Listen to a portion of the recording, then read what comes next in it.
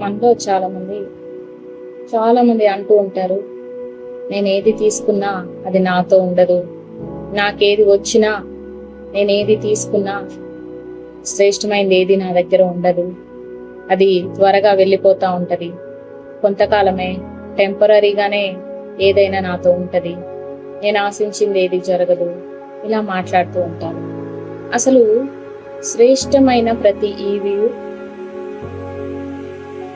ప్రతి వరమును పరసంబంధమైనదై దేవుని యొద్ద నుండి వస్తుందని యాకోబు పత్రిక 1వ అధ్యాయం 17వ వచనంలో రాయబడింది.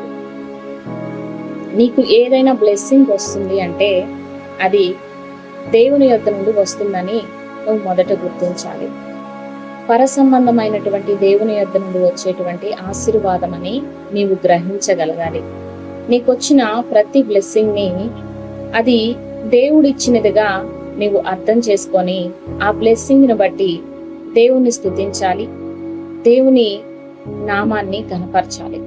అలా కాకుండా నీకు ఏ బ్లెస్సింగ్ వచ్చినా అది టెంపరీగా ఉండటం కోసమే నా దగ్గరకు వస్తుంది, అది నా దగ్గర నిలవదు, ఎక్కువ కాలం నాతో ఏ బ్లెస్సింగ్ ఉండదు, అన్నీ నేను కోల్పోతా ఉంటాను, నాకు చిన్నప్పటి నుండి ఇలాగే జరుగుతూ ఉంటది, ఇదే ప్యాటర్న్ నాకు ఎప్పుడు వస్తూనే ఉంటది, చిన్నప్పటి నుండి ఇదే నాకు జరుగుతుంది అని ఎప్పుడు ఇలాంటి మాటలు మాట్లాడుతూ ఉంటారు.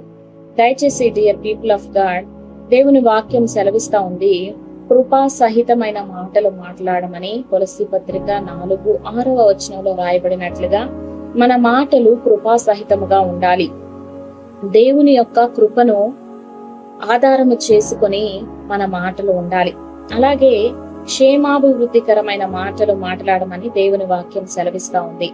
చాలా మంది నెగటివ్ మాటల్ని మాట్లాడటం ఒక అలవాటుగా, ట్రెండ్ గా ఫాలో అవుతూ ఉన్నారు.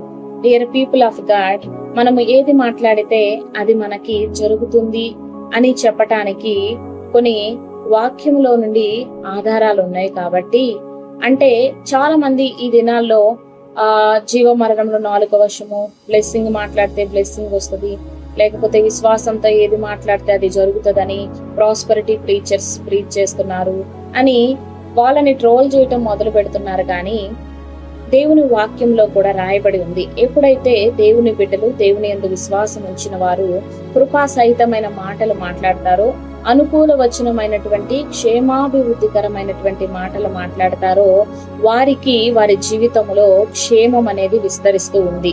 కృప గురించి మాట్లాడినప్పుడు కృప విస్తరిస్తూ ఉంది అని దేవుని వాక్యం సెలవిస్తుంది. కాబట్టి ఇలాంటివి మీరు విని మీ ఆలోచనలను, మీ యొక్క విధానాలను మార్చుకోవటం కాదు, కానీ దేవుని వాక్యం ఏమి చెప్తుందో దాన్ని ఫాలో అయ్యి కృపా సహితమైన మాటలు మాట్లాడటము అలవాటు చేసుకోండి.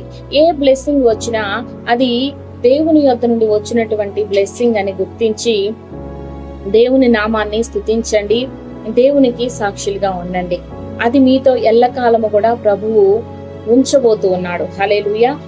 మీతో పాటు ఉండదు అనుకున్నటువంటి ఏ బ్లెస్సింగ్ అయినా, ఏ ఆశీర్వాదం అయినా, ఏదైనా సరే అది దేవుని యొద్ద నుండి వచ్చినది అని నీవు తెలుసుకొని దేవుని నామాన్ని మహిమపరచటం, దేవుని నామాన్ని స్తుతించటం మొదలు పెడతావో వెంటనే ప్రభువు యొద్ద నుండి నీకు ఒక కృప అనేది కలుగుతుంది. హల్లెలూయా. అది ఎల్లకాలము నీతోనే ఉంటుంది. హల్లెలూయా. Thank you Jesus.